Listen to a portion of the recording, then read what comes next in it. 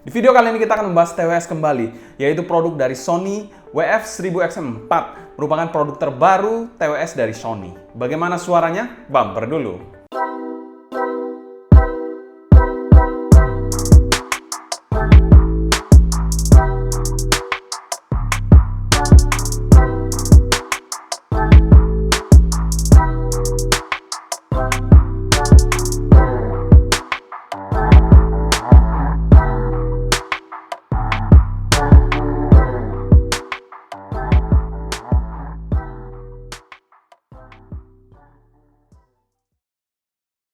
Halo semua, selamat datang di channel Sound Dignity bersama dengan saya Sebastian yang seperti biasa akan sharing info dan racun mengenai dunia personal audio, baik itu audio portable ataupun desktop audio. Jadi kalau kalian tertarik, gak perlu ragu lagi untuk subscribe, nyalakan tombol notifikasi, serta follow juga Instagram kita di Sound Dignity, agar kalian tidak ketinggalan update terbaru mengenai dunia audio portable dan desktop audio.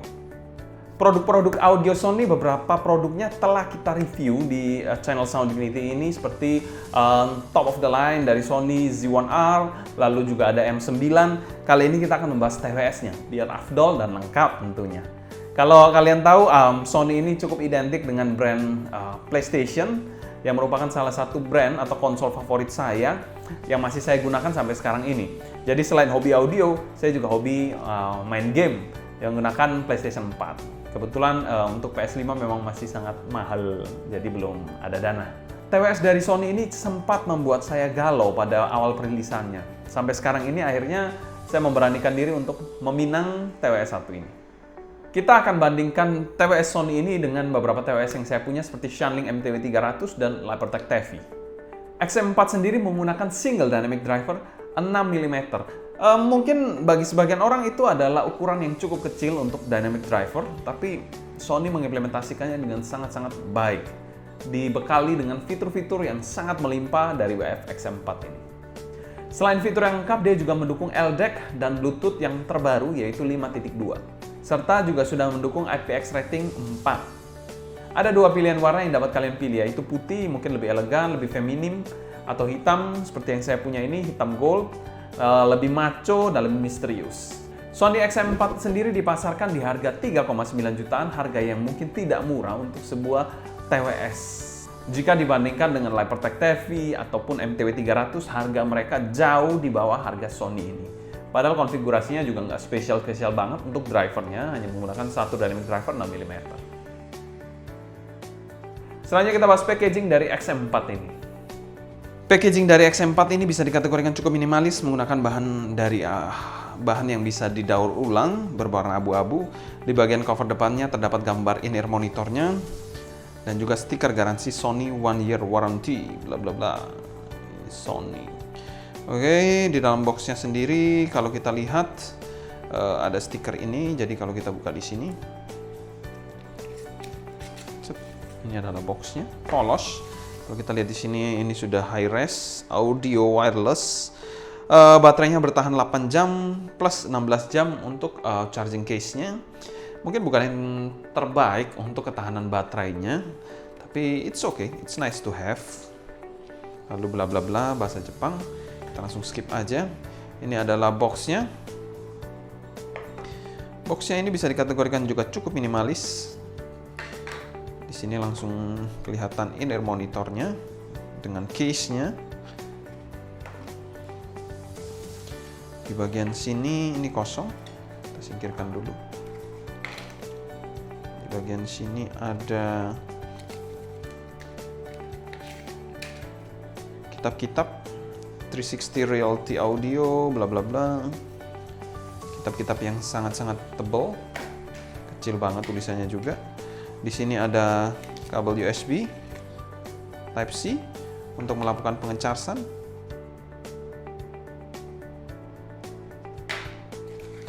Dan di sini ada dua pasang ear tips, small dan large. Nah, ini adalah TWS-nya. Case-nya seperti ini, mid black. Ada tulisan Sony berwarna gold. Lalu kita buka TWS-nya, kan seperti ini. Nah, di sini adalah salah satu tips yang medium, yang size M. Jadi sudah ada di TWS-nya. Untuk kelengkapan dari XM4 ini sangat minimalis, hanya ada case, lalu airbag, USB Type-C dan 2 pasang air tips, 1 pasang terpasang, size L dan S, dan di sini size M, serta kitab-kitab. Nah, yang menarik di sini adalah air tipsnya. Air tipsnya ini berbahan foam, tapi di sini foamnya ini durability-nya sangat bagus, jadi tidak seperti foam-foam comply yang bisa dikategorikan mudah rontok atau dalam jangka waktu pemakaian tertentu akan rusak atau rontok sih untuk foamnya. Jadi ini durability-nya bagus banget. Berbeda dengan comply. Tapi saya pribadi, saya nggak terlalu suka sih menggunakan foam tips. Saya lebih prefer silicone tips sebenarnya. Secara packaging, XM4 ini kami berikan skor C- karena memang packagingnya ini sangat-sangat biasa dan sangat-sangat minimalis. Menurut saya experience-nya agak kurang aja untuk unboxing TWS premium di harga 3,9 jutaan. Mungkin lebih better Lepertech ataupun lebih better MTW 300 memiliki experience yang lebih berkesan lah dibandingkan XM4 ini. Selanjutnya kita bahas build quality dari XM4 ini. Build quality dari Sony XM4 ini kalau kita lihat dari case-nya sendiri berbahan plastik dengan menggunakan finishing doff berbalut tulisan Sony berwarna emas. Kita lihat di sini. Warnanya doff. Ini case-nya ini somehow sangat kecil dan kompak banget. Lalu di bagian belakang ada satu USB Type-C port untuk melakukan pengecasan. Saat dibuka, kita akan langsung disuguhkan dengan airbag-nya. Dan kalau kalian lihat di dalam case-nya ini menurut saya agak sedikit low quality, agak terkesan low quality, kurang finishingnya kurang premium gimana gitu. Jadi agak terkesan plastiki banget lah dia bagian dalamnya ini. Kalau kalian bisa lihat di sini. Tidak ada indikator baterai, hanya ada sebuah lampu di sini ya, untuk mungkin proses pengecasan dan lain-lain. Ya, untuk case-nya sendiri menurut saya agak sedikit kurang sih. Kita ke airbag-nya. Airbag-nya di sini berbahan plastik. Tapi plastik yang premium banget dan berkualitas dengan finishing doff juga berwarna hitam. Senada dengan case-nya, ada sentuhan aksen emas juga di bagian faceplate-nya. Di sini ada aksen emasnya dan di sini adalah touch panel. Jadi di sini fungsinya ada touch panel. Walaupun dia cukup bulky, tapi touch panel-nya jadi cukup besar juga penampangnya. Untuk bagian nozzle-nya sendiri memiliki nozzle yang sedang aja, tidak terlalu pendek atau tidak terlalu panjang, dan sudah ada lips-nya. Jadi ya memudahkan untuk masang air tips. Dan kalau kalian lihat di dalamnya sudah ada filter di bagian nozzle-nya ini. Di sini juga sudah ada marking right dan left berwarna merah dan berwarna putih. Overall, build quality dari airbag-nya ini bagus banget sih kalau menurut saya. Tapi secara keseluruhan memang agak mixed feeling antara case-nya ini agak terkesan murahan, apalagi bagian dalamnya sangat mengecewakan. Tapi kalau untuk airbag-nya very good quality. Secara build quality XM4 ini kami berikan skor B karena memang mixed feeling juga antara case dan airbag-nya ini memiliki build quality yang sedikit jomplang, di mana case-nya ini build quality-nya agak sedikit buruk. Namun airbag-nya ini memiliki kualitas yang top notch banget. Selanjutnya kita bahas fitting dari XM4 ini. Fittingnya ini dari XM4 sebenarnya dia memiliki housing yang cukup bulky, kelihatan cukup bulky untuk sebuah TWS, lebih ramping MTW 300 jauh, karena mungkin di dalamnya ini terdapat teknologi-teknologi yang mendukung fitur-fiturnya. Jadi housingnya agak sedikit bulky, walaupun dia menggunakan dynamic driver hanya 6 mm. Tapi housingnya ini bulky banget. Tapi pada saat pemakaian ini, TWS1 ini bisa dikategorikan regular fit, cukup celep. Jadi cukup senak, lagu kalian pasang langsung celep. Isolasinya cukup baik. Untuk gripnya sendiri bisa dikategorikan sangat baik. Untuk mendengarkan musik, nonton film nggak ada masalah. Untuk jogging yang ringan mungkin nggak ada masalah juga. Tapi kalau olahraga ekstrim, saya tidak terlalu menyarankan. Sebut saja seperti mungkin bersepeda dan lain-lain. Saya tidak terlalu menyarankan karena lama-kelamaan gerak ini dia agak sedikit loose lama-lama. Jadi ya itu kekurangan dari XM4 ini untuk fittingnya. Jadi kalau kalian nggak mau kehilangan satu pair atau ada yang jatuh, ada baiknya kalian perhatikan hal ini. Secara fitting kami berikan skor B+, karena memang dia memiliki fitting yang sangat baik. Sony ini selalu memikirkan fitting yang sangat baik, kecuali di Z1 aja. Itu fittingnya agak-agak sesuatu memang. Selanjutnya kita bahas sound quality dari XM4 ini. Disclaimer, kita hanya melihat sound quality dari stok non-EQ soundnya. Jadi suara yang non-EQ-nya yang kita review di sini. Secara umum suara dari XM4 ini dia memiliki tonalitas yang bisa dikategorikan warm. Bassnya ini bisa dikategorikan cukup nampol dengan mid bass yang sangat terasa impact-nya. Tapi sub bass-nya ini agak sedikit kurang dalam, jadi teksturnya ini agak sedikit kurang. Jadi ya mungkin kalau kalian EQ, kalian bisa mendapatkan apa yang kalian mau. Tapi di sini kita bahas dari suara yang non EQ. Karena preset dari EQ-nya banyak banget, jadi kita nggak bisa bahas semuanya di sini. Tapi overall, suara dari non EQ, jadi kalian open box, suaranya akan seperti yang kita bahas ini. Suara dari bassnya ini bisa dikategorikan cukup empuk dan juga fun banget. Untuk kelas TWS ini bisa dikategorikan bass yang cukup baik, dan bassnya ini tidak bleed ke mid, jadi memastikan bassnya ini cukup clean. Mid-nya ini posisinya pas di tengah dan cukup berbody. Tapi somehow saya merasa mid-nya ini agak sedikit failed. Failed itu maksudnya agak ketutup gitu, kurang lepas aja, baik itu vokal cowok ataupun vokal cewek. Dan sedikit ada overly smooth untuk bagian mid section-nya.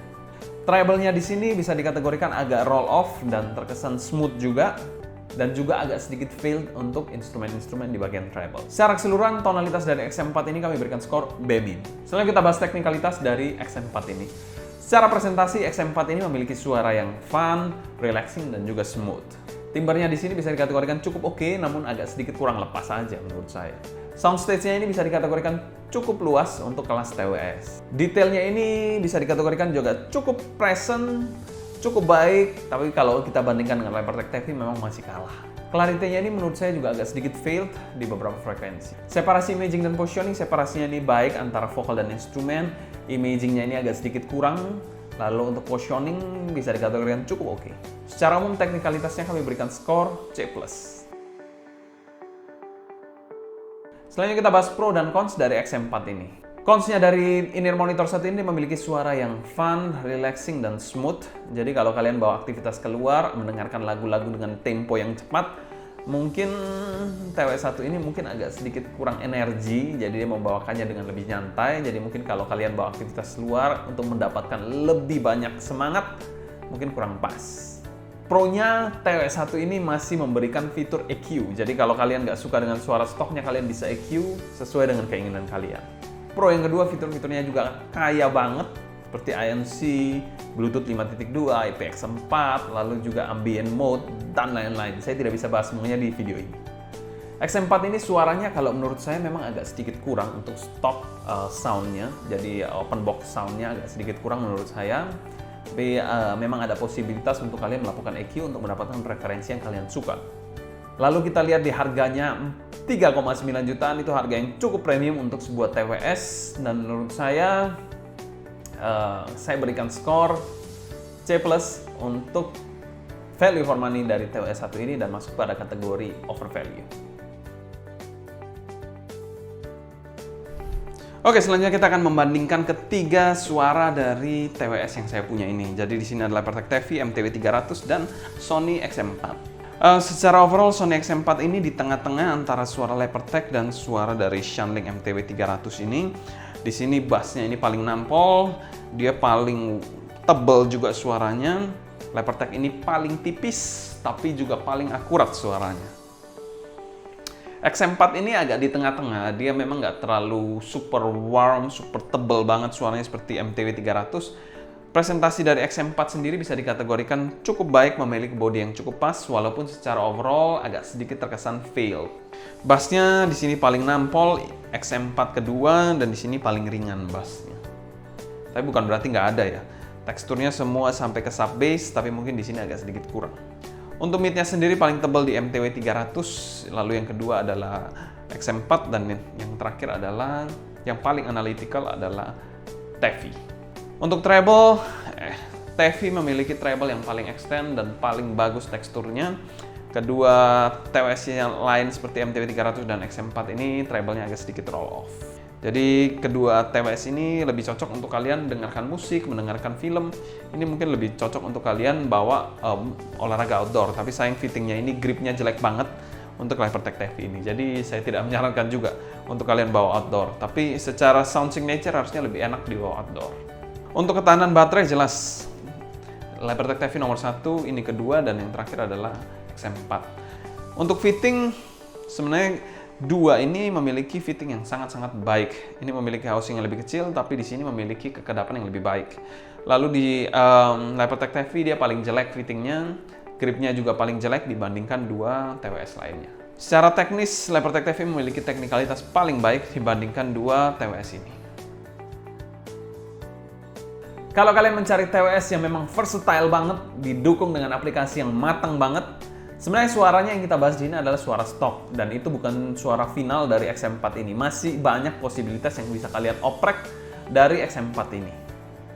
Jadi bisa dikategorikan kita hanya membahas secuil aja dari suaranya, yaitu suara stoknya.